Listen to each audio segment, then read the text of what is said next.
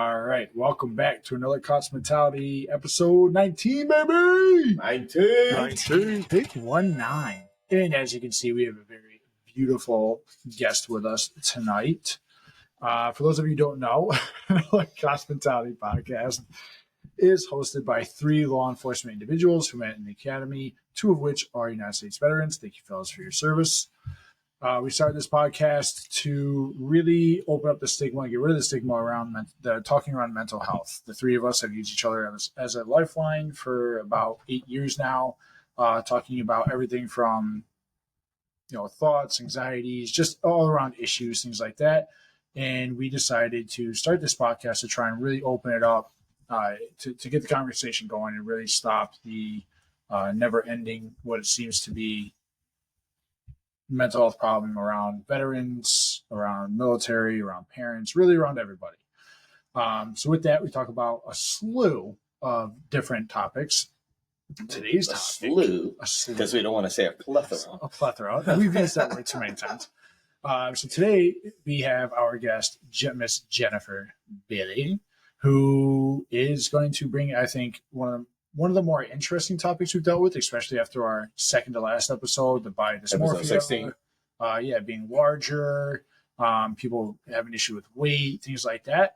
I think this episode is going to be really enlightening to kind of how to combat things like that, but how foods affect our body, our mental health, nutrition, things like that. So Jennifer, take it away. Hello, thanks for having me. I'm Jen. I'm a online holistic health coach and online trainer. I'm a Pilates instructor as of recently, which is really exciting. I don't know where you want me to go from there, but So you're a nutritional coach, correct?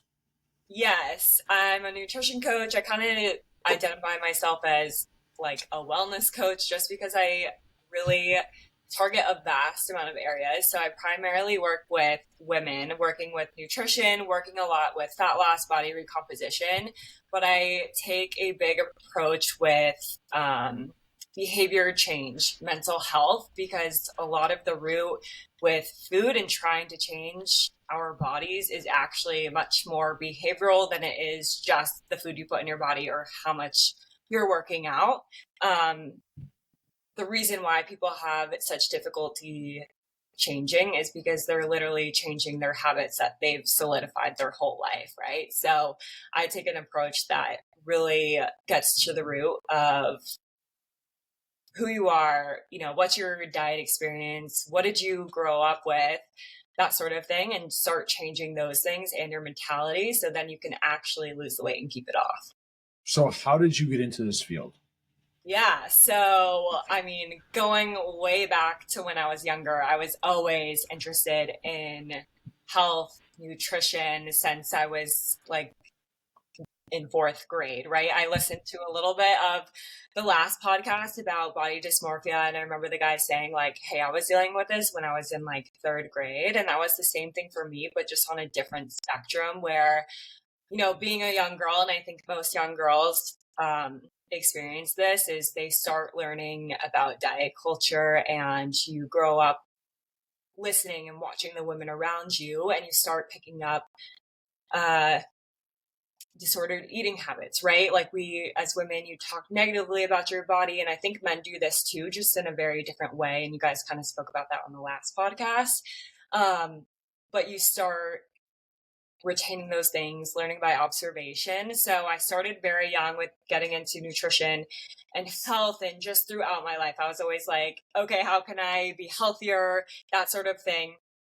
So it started back then, and I didn't know at the time that this was going to be my path. But when I went to college, I went for recreational therapy, and that's basically a holistic therapy modality where you're using things like recreation activities as therapy. So I really wanted to work with veterans in a way that would look like is, you see veterans with PTSD going scuba diving, and then they would do that activity, and afterwards you would debrief and kind of talk about like therapy of like what they experienced that and translating it. to their life, because sometimes, as great as talking therapy is, I know you had Hillary on the podcast, it's amazing. Sometimes that can feel really intimidating to people. So something like recreational therapy is that inviting way to start improving their quality of life. But once I got out of school, I realized that those jobs didn't actually really exist a lot based on just licensing and everything like that. It was a lot more like occupational therapy, physical therapy. So once I got out of school, the jobs that were really available were like nursing homes, activities, playing bingo, you know what I mean? And that, as great as that experience was, that's not what I wanted to be doing for most of my life. And I was working in skilled nursing back during the heat of COVID. And at that point, no one knew what it was. It seemed really scary. But also, I was just around so many older people, geriatric population, but also people in their 40s and 50s who were bedridden because they weren't taking care of their health. And I would just think to myself, like, wow, there's somebody who's 50 years old who's just laying in bed for the rest of their life watching talk shows and reality TV. Like, there's no quality of life in that. And I just was able to see the difference between people who took care of themselves when they were young versus who didn't take care of themselves. Like, there was a big difference. So I just became really fascinated with health, functional health, and always just living a good quality life.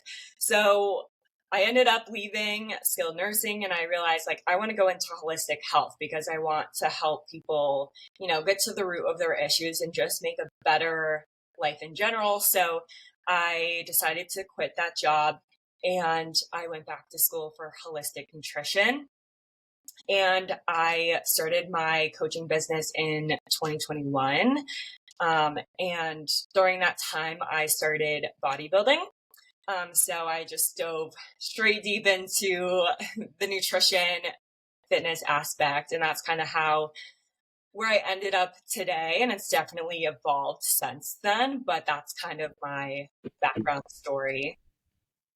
I love that. There's a lot to dissect through that. Holistic. Yeah. So people that are listening right now or watching, what would be the definition of holistic? Right? Yeah, this is actually a really good question because I don't think a lot of people truly understand this.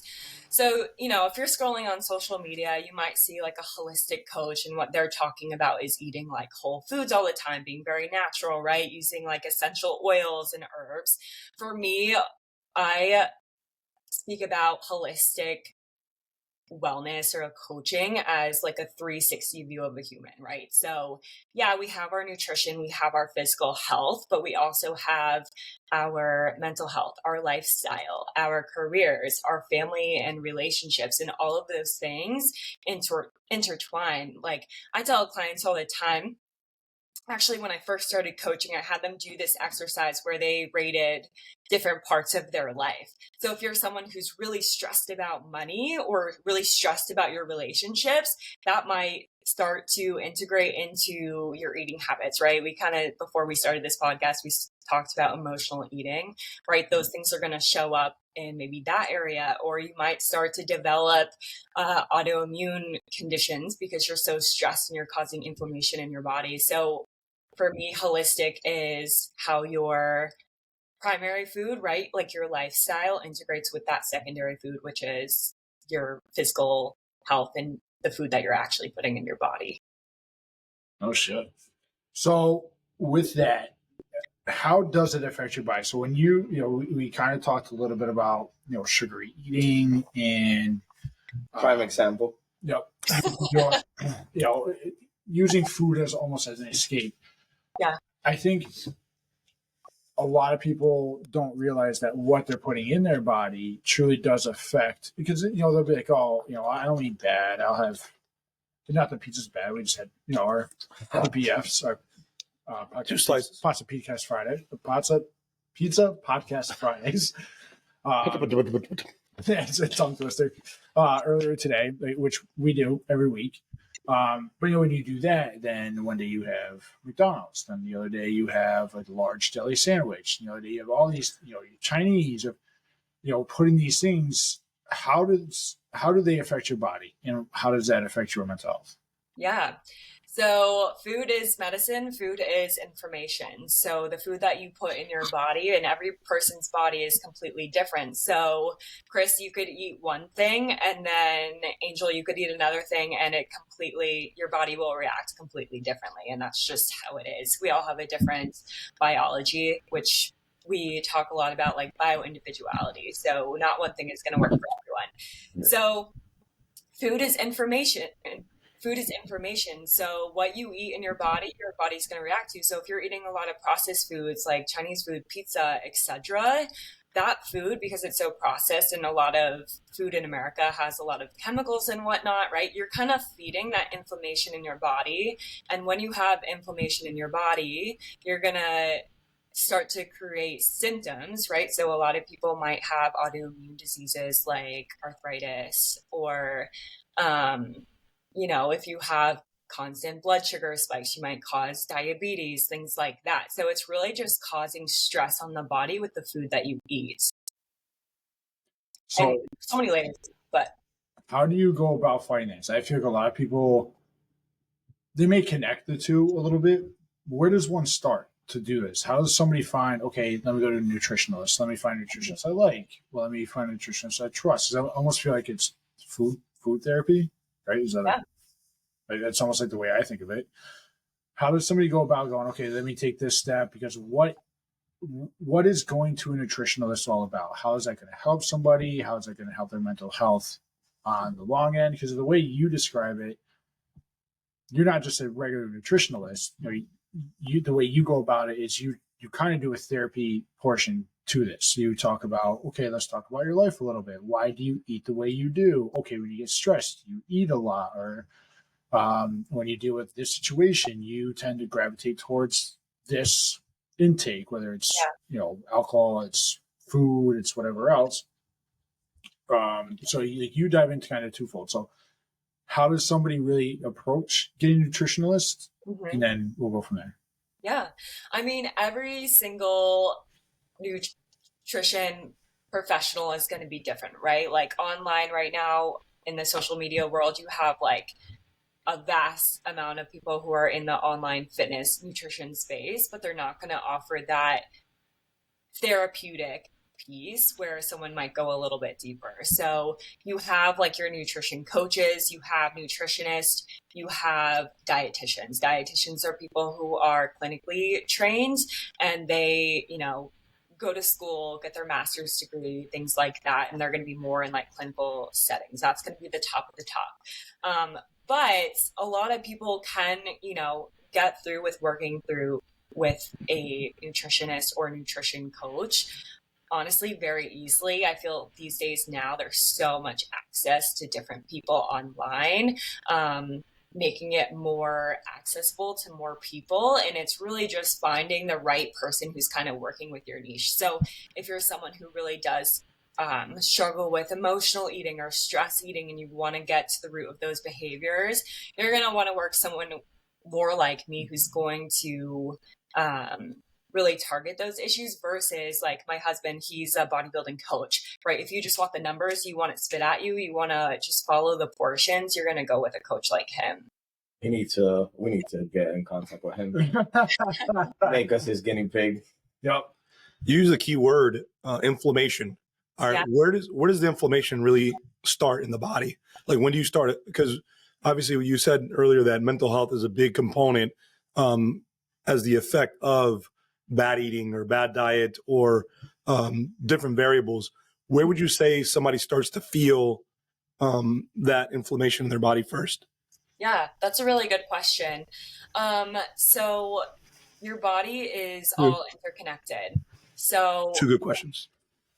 So like your digestive system, your mental health, your hormones, all of that is interconnected.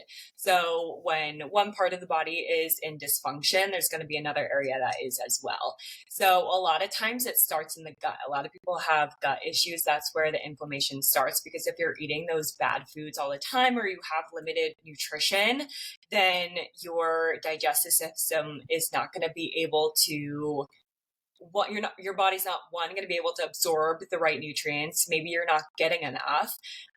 It might cause there to be too much bad bacteria. And if you can't digest your food, right, this is going to sound gross, but all that toxic waste is circulating in your body, right? You can't get it out. So it's just kind of like sitting in there fermenting, but your gut is connected to your, through your vagus nerve. So it affects your mental health, right? It's that mind-gut connection. So if you are someone who feels really anxious or you feel depressed, right, and you are eating very poorly or you have bad digestive health, those two things are connected. We're laughing just that. Why are you guys giggling? All three of us ate pizza today, so. It's just, right, we have you as a nutritionist here and talking about how eating habits are huge into like mental health, and then looking at us struggling with mental health and eating like shit. But it's a twofold, because when you eat like shit, you're like, oh man, that pizza's so good. I feel really good. Then you turn around, But it's a fake good. But I feel really bad. Yes. Temporary. It's a temporary feel good. The lifestyle that we kind of live and most first responders and veterans is a very fast pace. So it is McDonald's, Wendy's, whatever it is, a slice of pizza.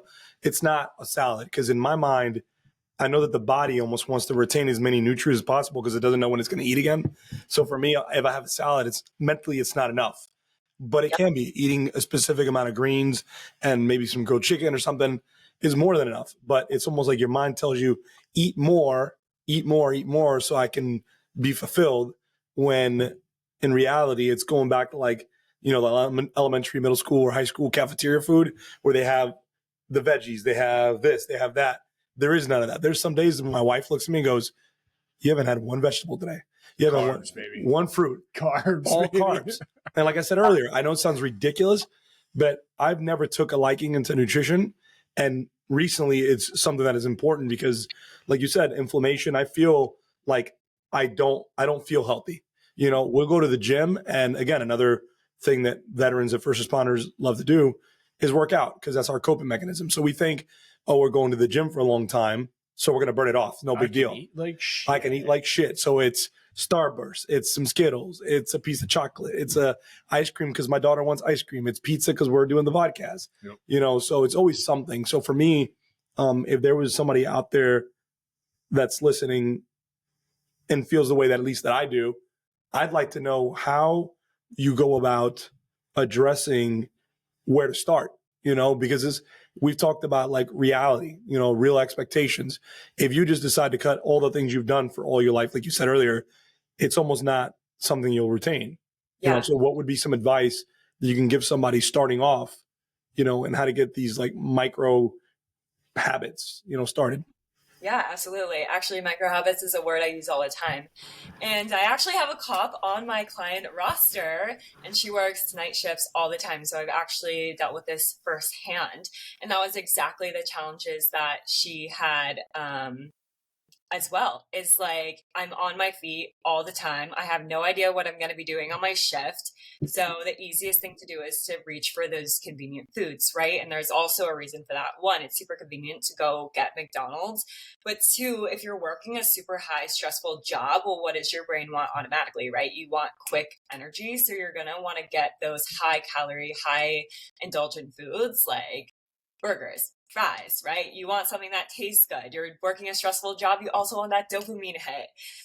So those are all the factors that roll in. So one of the things that I had to start working with her specifically is like, okay, I have to actually make sure that I eat. So one really easy way, as someone who's a first responder, right, you kind of have to be more real with yourself, right? You're not going to be able to meal prep every single day, eat your meals on a schedule like someone who's working a 9 to 5, right? You're going to have to be a little bit more flexible. So the number one thing to do with that is first start bringing convenient foods with you, but in that healthy form, right? So what could you bring? You could bring protein bars, you could bring protein shakes. Sometimes I'll literally make chicken thighs, chop it up, and just bring it with me. More often than not, we have time to eat, but it just has to be quick, fast. Chicken thighs. Yeah. Oh my God, it's so good. You pop it in the air fryer and you just bring it along with you. I thought you said chocolate up. I'm sorry. I'm sorry. Hey, I haven't slept. So I thought you said you make chicken thighs and you chocolate them up. I'm like, wait, what? It just took me for surprise. So I was like, I don't know. We talking about healthy eating, and then we talking about chocolate up. So I misunderstood. Chocolate with chicken thighs. I like it. I'm just spoken today. I misunderstood. I'm sorry. As you were. I'm sorry. Yeah, but I would honestly just start there. Like, you want to just start eating as many real foods as you can. And then from there, start getting that as a habit. And then you want to start adding in the next layers, right? So that's how I think about it. I think of changing as a staircase. So if you're starting at ground zero, you're not going to be able to go to the top of the stairs right away, right? Because if you do that, you're going to just fall straight back down, right? You see that a lot with people who try to go on like crazy diets. They might do really, really well in the beginning, and then, you know, you might fall off, and then you're eating junk food all the time. You guys might have experienced that as well in your life. So yeah, if I were to say a first responder, someone who's trying to get their diet together, just start by packing your own food, real food, your meats, your produce. Even just protein bars, protein shakes is helpful. And then you can add in those layers of getting more specific with eating balanced meals. And I would say for people, because you guys mostly work like long shifts just a few times a week. Yeah. So then I would say emphasize on the days off that you have, because then you have more control on that.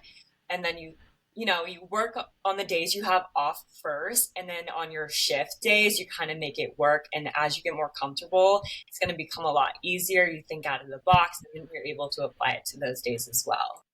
I could tell you that specific client you're speaking about working overnight, it's even more challenging to eat healthy because 100%. there's almost nothing open overnight. So what's open overnight? It is Taco Bell. It is McDonald's. It is Wendy's. That's what's open 24 hours. So it's usually not the good kind of food that's open 24 hours. It's usually the junk food. So you end up, like you say, you end up trying to get the quick fix because you need the energy and you need to be on the go. So you go to McDonald's and you get a burger, or you go to Wendy's and you get a burger, or whichever other store. But you don't find the healthy spots that are 24 hours, which so that's a change. Yeah, even start there, right? If you're going to McDonald's, get the grilled chicken instead of the fried chicken or the burger or whatever, right? You can start whatever baby steps you want and then layer it on from there. A lot of people have this mentality that it has to be all or nothing, but you can go as slow as you want if that's what you need. So, depending on who you are. Yeah. One of the things that in your social media you harp on constantly is not depriving yourself of foods. Why is that? Because I feel like there's a lot, like it's almost like the opposite of what we're talking about, right? Yeah. Which is obviously like eating things in moderation, but why is that? What happens when people eat, they're like, I'm going to go on a diet. I'm only eating this. I'm going to eat this. I'm going to eat that. Life's too short. Why is that? That is absolutely the answer. YOLO. Why is that? Why do you tell people to still eat things and enjoy? Because I feel like a lot of people think that's the opposite of what they should. Yeah. Okay. It's in moderation. I love this question. Yeah. What does moderation actually mean? We can get into that too. 2-part question. First time he's people are very they give a lot of grace on moderation. Okay, so why do I tell people to still lean in and eat the food?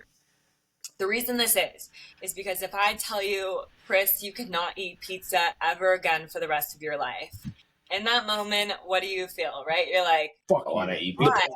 You're gonna start looking at pizza.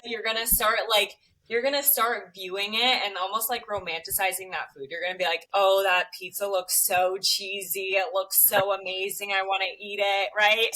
Sprinkle a little extra cheese on it. Yeah, that's how you look at it. And the more restriction, the mental restriction you put on yourself, the more you're going to desire it, and the more enticing it becomes, right? So then it's like this bad food. So we all like a little like guilty pleasure. So we're going to dive into it even more. So if you were to allow yourself, maybe you would have had like 1 or 2 slices, versus if you were not allowing yourself and you say F it, you're probably going to eat like half that pizza or more. So the reason I tell people to dive into it, and there's a very like strategic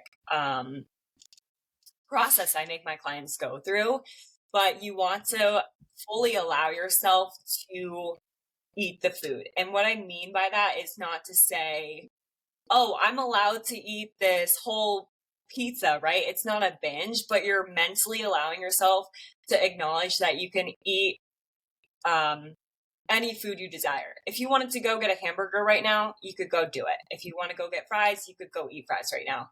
And what this does is it neutralizes food, and it puts the power back into the person's hands versus the food. Because a lot of people who struggle with binge eating or stress eating, they feel victimized by the food, where they're like, I lack willpower, or I can't control myself around food. So when you neutralize it, you bring the power back to yourself, and then you're able to say, oh, I actually do want to eat these fries, or Control.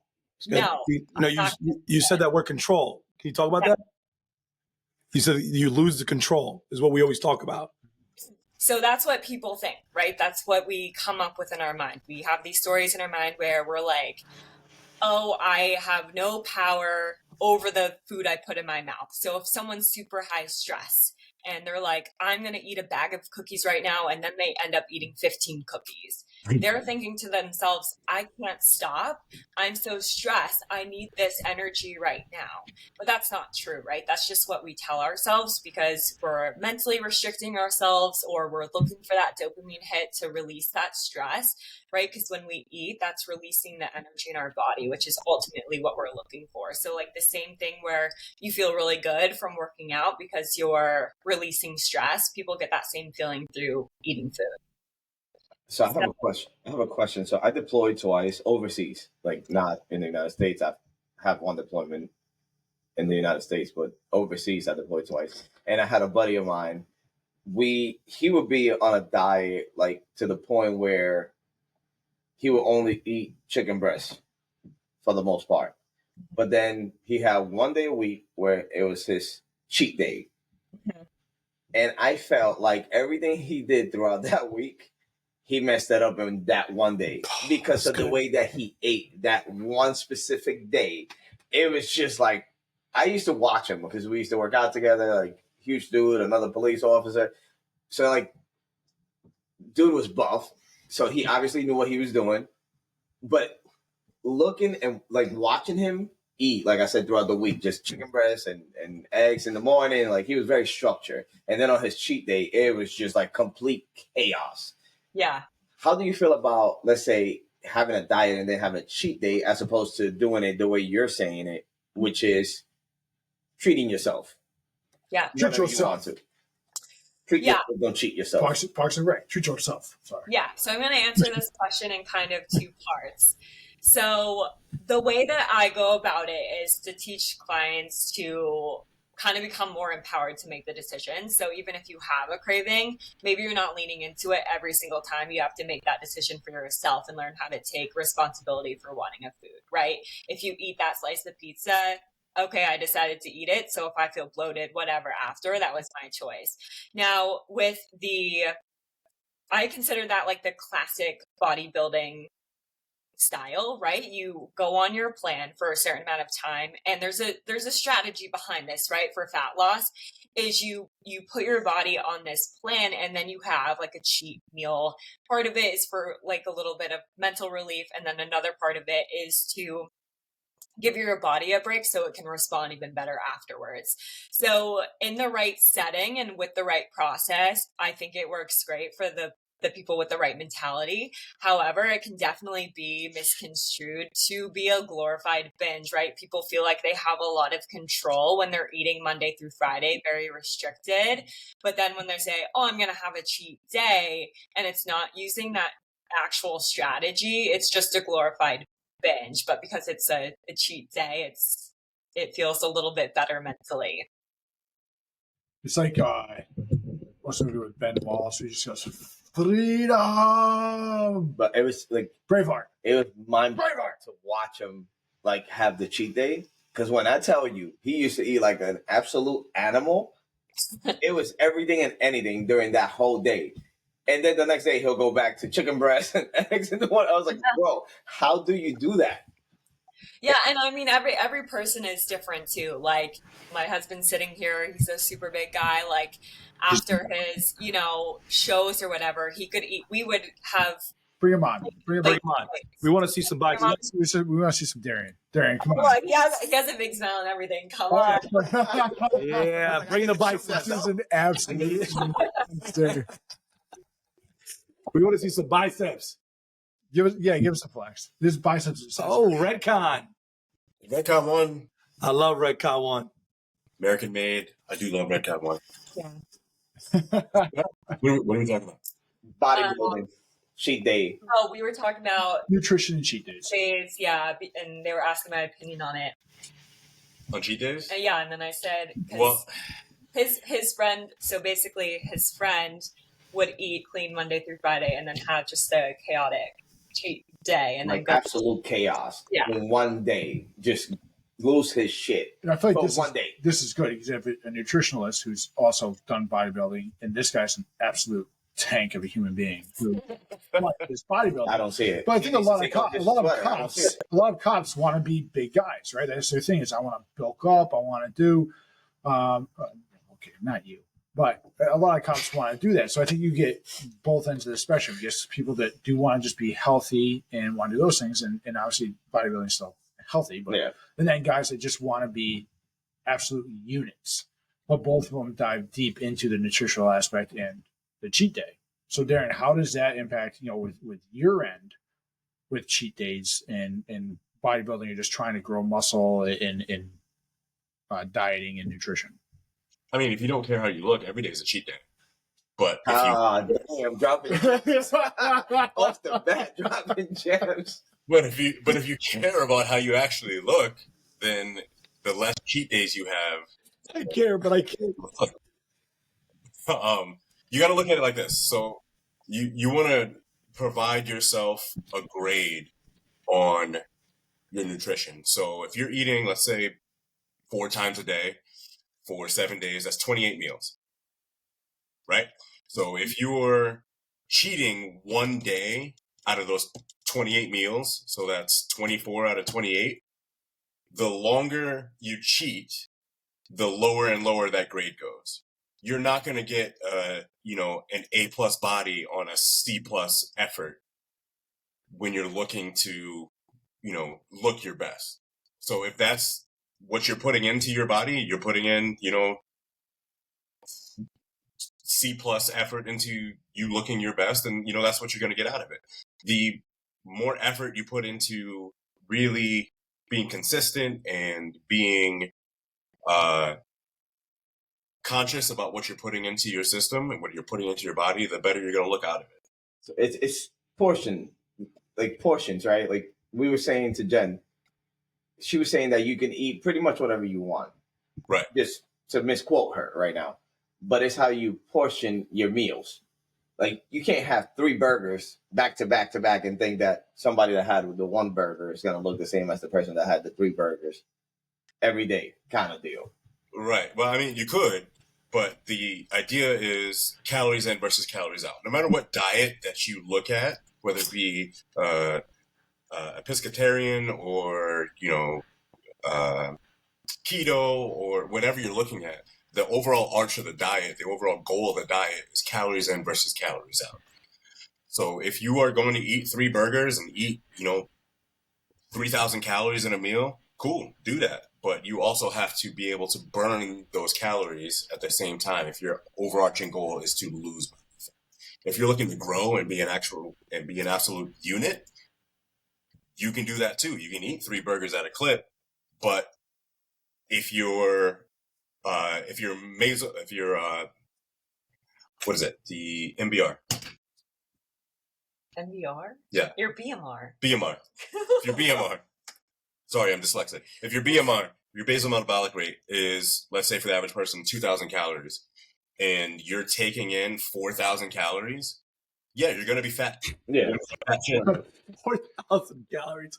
So how do you? It sounds like a lot, but you can easily do that. Eating, you go and eat like 3 and 4 pancakes for breakfast with bacon and eggs, and then you have like Chick-fil-A for lunch, and then you go and have a whole pizza for dinner. Like, you can easily hit 4,000 plus calories and wonder why you're lifting like crazy and you're like, oh, I'm doing all this stuff, but I'm not able to be lean. Yeah, because you're eating like a fat shit. So knowing where you're starting from a basal metabolic rate and knowing where you want to go, whether it be to gain or to lose, and being able to stay in that window, whether it be, 500 calories plus because you're trying to gain or 500 calories lower because you're trying to lose, makes a massive difference in your ability to reach your goals. I know I'm asking an open-ended question, but what is your opinion on fasting? I hear so many different variables in what your goal is to be met, right? With the fasting. What is your opinion? And I know, again, somebody who's trying to lose weight versus somebody who's using it for a different reason. Like, what would the information be that you put out there for somebody who wants to talk about fasting? And how does that go into their mental health? Because I think that's the whole part, right? Like, all this is tied into how eating, food, nutrition ties into your mental health. Yeah. So fasting has really good benefits, and particularly for men, it's a lot better because hormonally men are the same every single day. You wake up, your hormones do the same thing. You wake up, your testosterone is low, it starts to rise. Once you hit the evening, right, you start to slow down and it lowers. Whereas women they fluctuate through the entire month, right? We go through 4 phases during the month, so our hormones are constantly changing. So fasting is actually much better for men. You have more stability. Yeah, to do it. Versus women, it's going to mess up with their hormones, but I won't get too much into that. But fasting can be a great thing, especially for digestion and like atrophy so it's like eating up the dead cells, or I don't know. I'm not an expert on fasting, but it's just like the science behind it. It basically will help you like clear out your system, clear out your digestive system. The space where it can be a little iffy, right, is if you're doing fasting the wrong way, right? Like, everybody's trying to do the right thing, but if you try to fast for 16 hours and then your first meal is a stack of pancakes and a bunch of syrup and butter, you're going to spike your blood sugar really high, and that's just not, there was no point of fasting. So what you want to do is you want to fast maybe like for 12 to 16 hours. I feel like that's probably like a good amount of time. I usually suggest at least 12. But then you want to be eating a high protein meal, right? Like, that's the key, even with mental health, right? Because I said all of your systems are integrated. So if you want to have a good mental health, you're going to want to be eating high protein. You're going to want to be eating lots of veggies and fruits and healthy fats, because all of that plays a process in how your brain works, how you're digesting your food, right? Your brain needs so much healthy fats because our brain, that's what is used to like flush it out while you're sleeping and all of that stuff. So that kind of goes back to like food being medicine. So yes, fasting is great. You just want to be making sure you're doing it the correct way. So what does protein do to the body, to the brain? Yeah. Your protein is your building block, right? So one, people know the number one thing is to help you build muscle, right? But it's also going to help structure your hormones. It's for all the processes and the function in your body. So if you're lacking protein, a lot of people have brain fog, or, they're going throughout the day feeling super tired. It's, going to make you feel anxious, right? Because of your nervous system. So it's not just muscles and your tissues, even though that's a big part of it, but it's every function of the body. So that could be, I'm not saying it's like a end all be all, but somebody who's anxious, we're in the middle of our day, super tired, right? Our body, I feel like our cells want what we usually put in, right? So you usually put in, I don't know, a deli sandwich during the day. Your cells want that. The more you start to put in the protein, when you start to get tired, when you put in that protein after a while, how much of a difference does that make? Does that make sense? Yeah. So here's the thing. When we talk about eating high protein, other people are going to have different opinions. The reason why we talk about eating high protein is also because of your blood sugar, right? So like you were saying, when you're having a late night and you want to reach for that McDonald's, that's going to give you that quick energy, but it's going to burn off really fast. Your blood sugar is going to spike. It's going to lower. You're going to get irritable. You're going to get cranky. You're going to get tired, right? But if you're going to eat that protein's the hardest macronutrient to break down. So it's a slow burn, right? So it slows down that blood sugar, what am I trying to say? That blood sugar uptake.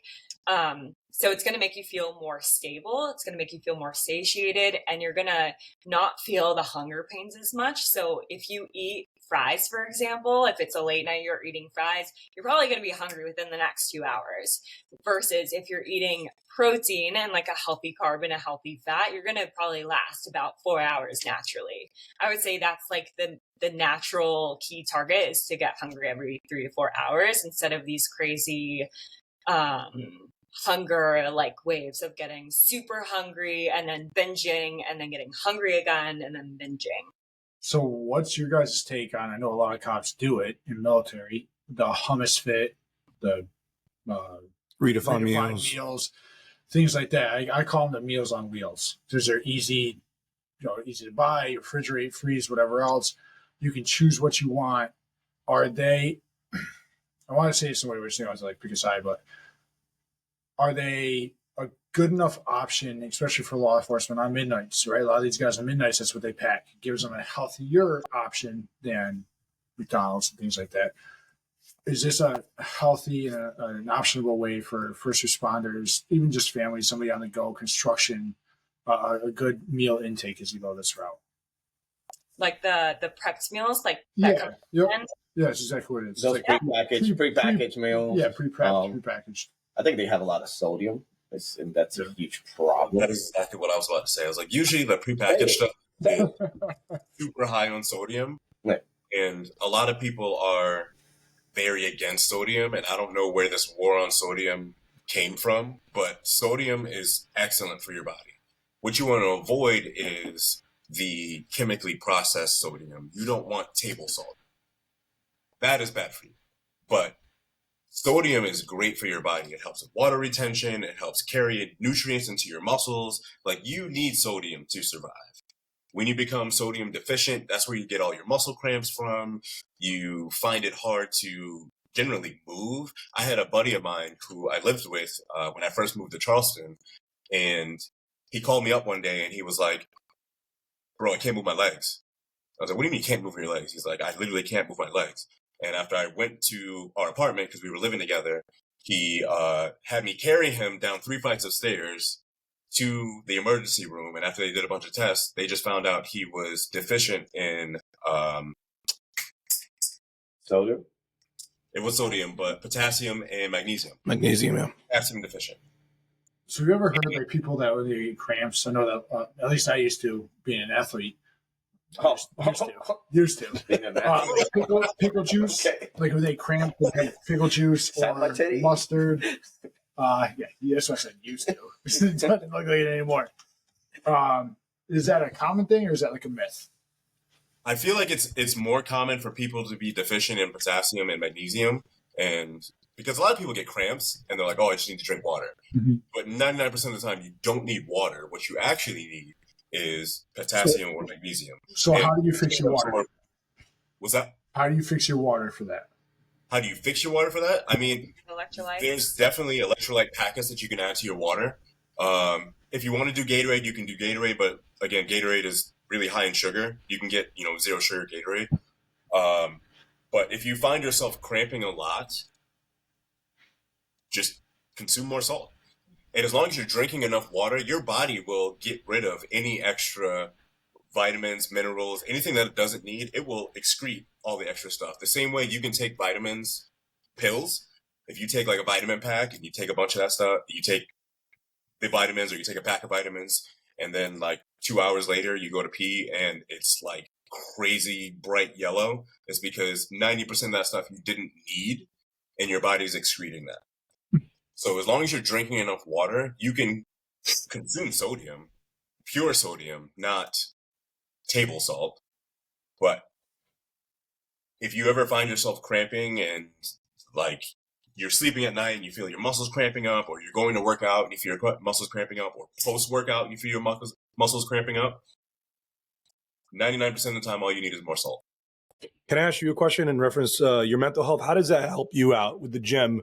I've spoken about it in numerous podcasts about how, you know, you start dealing with anxiety, you start dealing with some kind of mental health issue at some point in your journey, and then it affects you to the point where you stop going to the gym.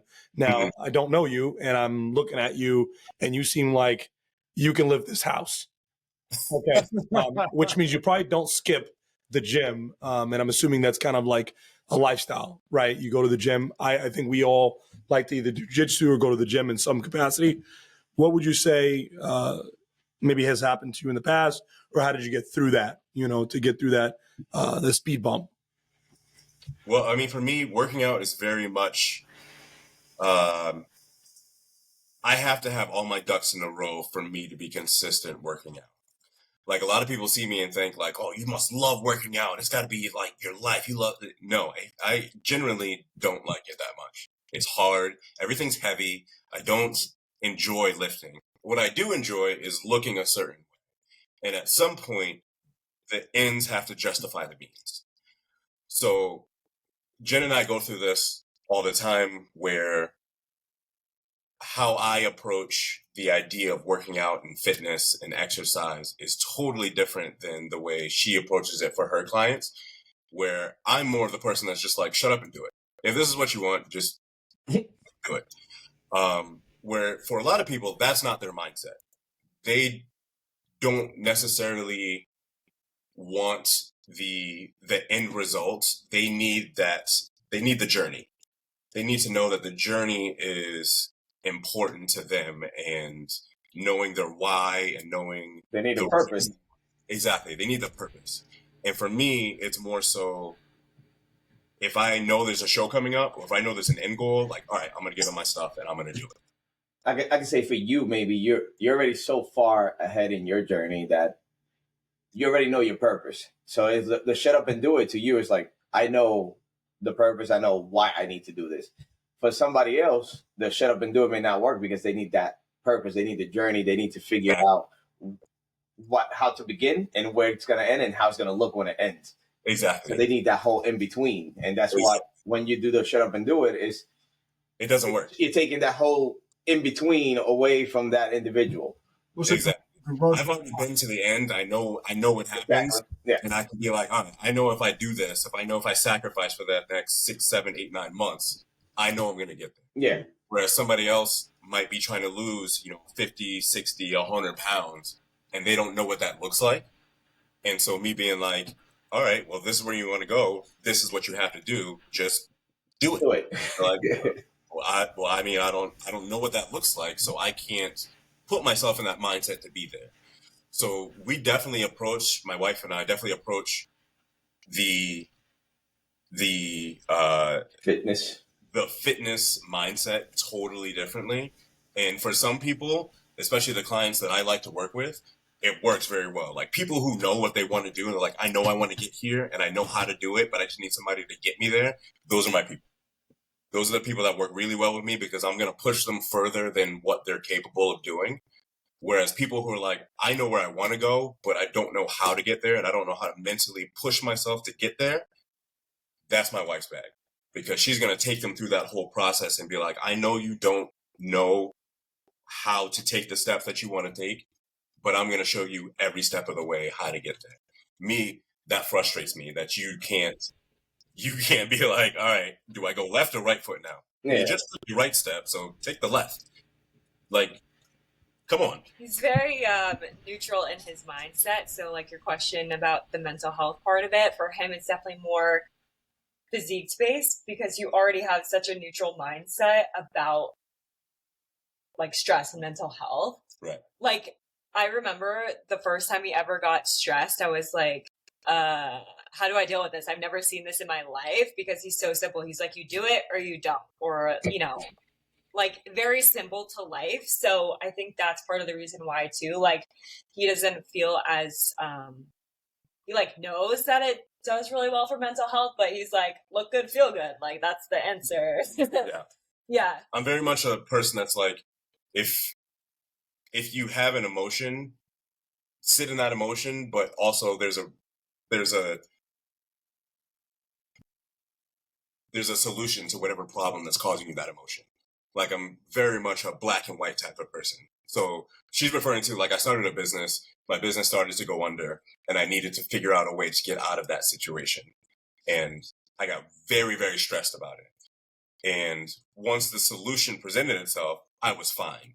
But in that intermediate time of my life, I didn't know how to deal with it because I'd never been presented with a problem that I couldn't immediately see a solution to. And I was like, all right, well, now I'm just stressed about a solution that I can't find. And I don't know how to deal with that. And I don't know how to allow somebody to help me deal with that because I've never felt this before. Yeah.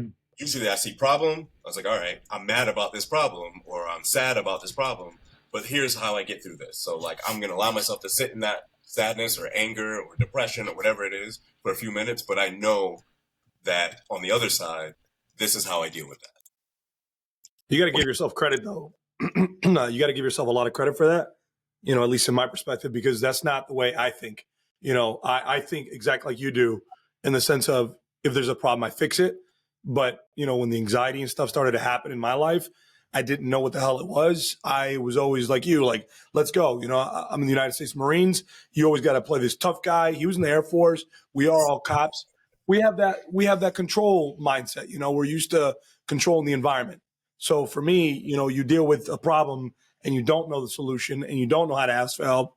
It's kind of like the journey that at least I'm on, that I think these guys are on as well, is how do we help people and how do we help ourselves to find the solution is what essentially you said. Because you said once you found the solution, everything was fine, you know. And just like Jen said, well, you can do A, B, and C to solve this problem.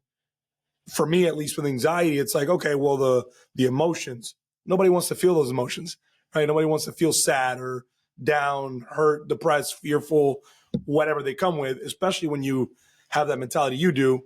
I feel like all three of us have had that mentality, like, hell yeah, get after it, hit some weights, go for a run, roll jujitsu. Those are all like very alpha male personalities. But then when you fall to the mindset, I've never dealt with that. I never had an issue with trying to control my mind. You know, my mind was always like, go, there's the weights, lift them. You know, there's the track, go run it, you know. So I give you a lot of credit for being, like you said, black and white, you know, right step, left step, right step, left step. But I guess that's today's society. But also there's a downfall to that kind of mentality. And you felt that downfall to that kind of mentality because when it comes to mental health, right? And I'm not an expert. I'm just somebody that struggled with mental health at one point or another. When you have that kind of mentality of just do it. And in his case, it was more of I need to figure out what's going on with me. And I need to control my mind, which is what he just said. That's the problem. You can't control your mind. Your mind is going to fix itself when it feels like it's going to fix itself. Right. And when you're feeling like, oh, I need to figure myself out. I need to figure out how to fix this and how to work this problem. Sometimes you just can't fix that problem. It's just, you just got to give it time. And that's where time comes into place. You have to kind of sit back, like you said, and kind of analyze, maybe reach out for help because you can't solve every single problem by yourself. And there's people out there to help you. So reaching out for help. And so that's where I feel, you know, going back to taking all that and into your nutritional diet, because a lot of people, like we started off talking, where when they get in that mind frame, when they get that down, when they get that, what do they resort to? Really shitty comfort eating, alcohol, things like that.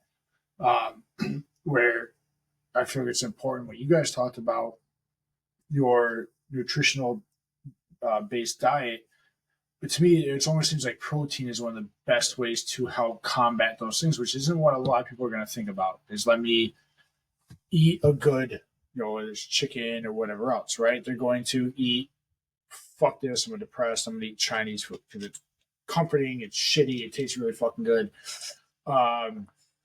So if you guys could, being that the field the two of you are in, and obviously both very fit, very intelligent in this field, because we are getting towards the end of this, when you get to that point where you're just so down or anxious, what would be your advice to somebody, your direction as a coach, as a professional, and if you were talking to yourself as to how food can help that next step, not even just in your journey, but getting you out of that small pit or grave that you possibly could be in emotionally?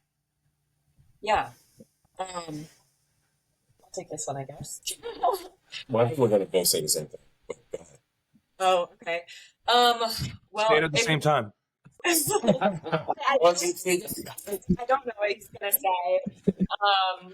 But so if I've been in that pit before, right? Where you feel like you can't get out of bed, you are dreading the day, like as you wake up, you just feel super depressed. It's really difficult to show up for yourself. It's hard to wash your face. It's hard to go take a shower. It's hard to eat healthy foods. So you kind of have to climb your way out of it.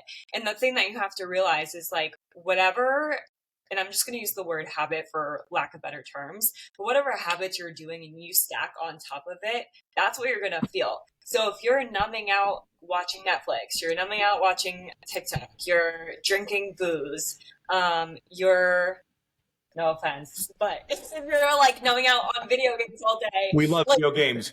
Yeah, no, I have no problem with video games, but I know it is a bad crutch for some people, like a form of numbing out. So what I'm trying to say is if you're using these things, which are fine, totally in moderation for healthy pleasure, disclaimer, but if you're using it as a way to completely numb out from the world and ignore the feelings that you're feeling, right? Because your feelings are energy, right? You hold it in your body. So if you're constantly suppressing that stuff and you're constantly numbing out, you're gonna feel like shit, right? You're gonna feel that weight compound on your shoulders, versus if you can slowly climb yourself out of it, start giving yourself what you need. So maybe that is waking up and washing your face or getting up and eating a real meal versus just Chick-fil-A, you know what I mean? You're going to start to feel better, and it sucks at first. But as you start feeling better, doing the hard things, challenging yourself, that's when you're able to really climb out of it. So it's a lot of different layers of, eating the right foods, moving your body, making sure you're getting out and getting sunlight, things like that, in order to help that mental health. It's not just food, it's just not movement. It's literally everything.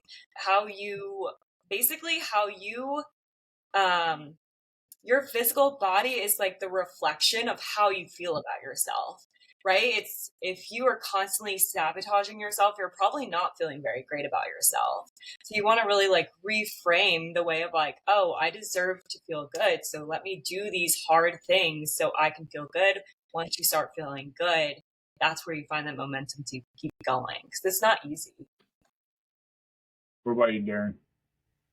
What I started telling my clients probably in the last 6 months or so, and I'm not going to take credit for this. I heard it on some podcast somewhere. I really liked that it sounded and the mentality behind it. But what I started telling my clients is set a floor and a ceiling for your goals. So if you're struggling with having momentum and you always feel like you're failing yourself, you have a floor and a ceiling. So if your goal, just for, ease of use, let's say you're losing 10 pounds. If you're the absolute least possible thing you can do to have momentum or to make progress is going for a walk in the morning. Even if it's only a 15-minute walk, that'll be your floor. And the absolute best you can possibly do, everything aligns right. Your kids went to school, work was good, you got time to go to the gym, and you did an hour and a half at the gym plus your cardio, that's your ceiling. Anything that falls between that 15 to 20 minute walk in the morning and a full hour and a half plus your cardio at the gym, anything that falls between those two things, you're making progress. And so once you have those two things, you have your absolute floor and your absolute ceiling, you never really feel like you're not doing anything, because you know that at some point in the day, you made a step towards your goals. And once you start compounding that interest, once you start compounding those goals and you start hitting, it becomes easier and easier and easier to raise your floor closer to your ceiling. And next thing you know, you are hitting either your ceiling or you're hitting close to your ceiling almost every single day, or at least every single time that you intend to hit your ceiling. And then now you can raise your ceiling, and now your ceiling has become your floor. But generally what I find for people trying to hit fitness goals is people set their ceilings too high based on where they're starting from, and they set themselves up for failure. And they don't appreciate all the little things that they're doing day in and day out to accumulate to their goals. So if you have a really good floor, you will be fine. As long as you can recognize that you're doing the things that you need to do, even if it's the absolute minimum, to reach your goal. I feel like a lot of the fitness and nutritional journey is, for a lot of people, is going to be learning to enjoy the journey. You don't necessarily have to go from 0 to 100. 0 to 10 is okay, even to start. That's your floor, right? Exactly. 0 to 10. If you can get to 0 to 60, sweet, man. All power to you. That's awesome. It's okay to also go from 0 to 5. It happens. But to be realistic in your journey, to take a step forward and understanding maybe why you eat the way you do, why you intake what you intake, when you intake what you intake, and why, is extremely important. And then understanding, again, what the nutrients do to your body. We talked about sodium. A lot of people are very, like you said, Darren, very scared of sodium. I've heard the same thing. Don't be scared of sodium. You know, your redefined sugars, your bad sugars, things like that are like really the things that are impact your sodium intake because of what it does to your body, as well as your bad sodiums, as well as your high bad carbs, things like that. Where if you intake your proteins and your good carbs, then your body, your chemical impound in your body changes, which you'll see over time. Like you crave less, you're happier, you're putting good fuel in your body, good fuel in your car, if you will. And I think in law enforcement and in the military, it's way easier for us to put shitty fuel in our body than it is the fuel we actually do need to not just do our job, but to do our job, maintain a healthy relationship with ourselves and the community. But we want to thank you guys. Thank you guys for your input. Thank you for teaching. I mean, I learned a lot about this. I love the floor and the ceiling analogy. I think that's a great way for people to look at things, because they look at, I need to do an hour and a half a day, kind of like what you said. I mean, yeah, if you can do it, cool. You can do 10 minutes a day at 15. Start somewhere, do something. Exactly. And then even Jennifer's, I figure a lot of people, when they're in this position, understanding why they feel the way they feel and then why their habits are the way they are for eating, I feel like that way the holistic portion will resonate with a lot of people, right? Because Darian's is, just do it. That's a very militaristic way. Left foot, right foot, move your feet. Okay. Well, when you get to the point where you're down, that left foot, right foot, well, why? Why do I need to left foot? And that's where that thinking, that why am I feeling bad? Why am I in this position? Why isn't this going the way? Why do I feel this way? That's where that holistic portion comes into. Well, let's take a dive in. So you could really have both of your teaching techniques into one person, and that will fluctuate. And I think people understanding that and riding that wave instead of fighting that wave, I need to be militaristic, or I just need to know why. Sometimes knowing why doesn't give you the answer you need. You just need to left foot, right foot. Other times, all right, maybe we do need to figure out why I feel, why I eat, why I intake, what I do and how I do. If you guys could leave one piece of advice, fitness, I know you kind of just did, but fitness and nutritional, right?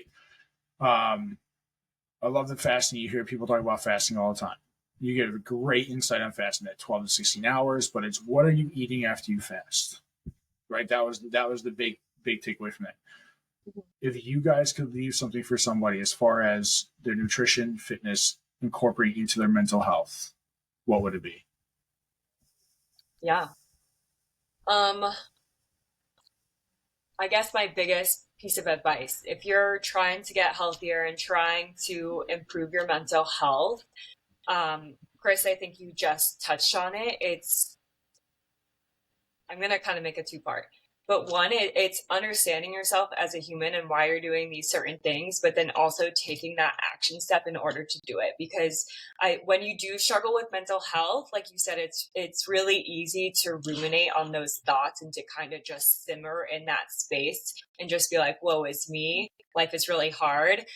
Whereas that like military mindset where you're like, okay, let me just go outside and take a walk and start there. Like you got to take the action. So I think having a blend of that is super helpful. So with all of that to say, if you're somebody who is trying to better their health, trying to improve their mental health, yeah, have these goals, make a plan for yourself, but also give yourself the grace and the space that you're not going to be perfect doing this. You're going to do really great. And then you're going to totally F it up and backtrack. So I would say, start with the basic things. Start eating real food. From there, you can start layering and making like real balanced meals, right? You can start moving your body with going on a walk. Maybe you can only fit in a walk at work, or maybe you can go straight to the gym, but it's truly the basic things. Eat real food, move your body daily. Doesn't matter what it is, truly. And then get sleep, drink water. Like people really overcomplicate nutrition and fitness, but it really comes like stripping down to the most basic things and repeating it every single day in the best way you can possible. What about you, handsome? Agreed. Okay. You said ditto. I think I would expand on the fasting idea. I have no issues with fasting. It's 100% not for me, and for most bodybuilders, it's not good. But for people that want to fast, fasting doesn't mean you get to eat less.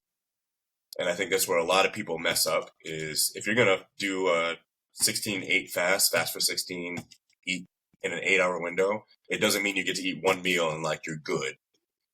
That may work for some people, but 99% of the time, you still have to eat the same amount of food calorie-wise in that 8-hour window. So you eating one 700-calorie meal because you fasted for 16 hours and then now you have 8 hours and you're like, oh, I'm not hungry, I'm just going to eat dinner and then go to sleep. You're still messing up your metabolism. It's still going to get super slow. You're going to lose weight because you're eating less food, but you are doing more harm than good. And that's what I see with a lot of people who are fasting, who come to see me as my clients, and they're like, yeah, I'm fasting from, 8 p.m. to noon.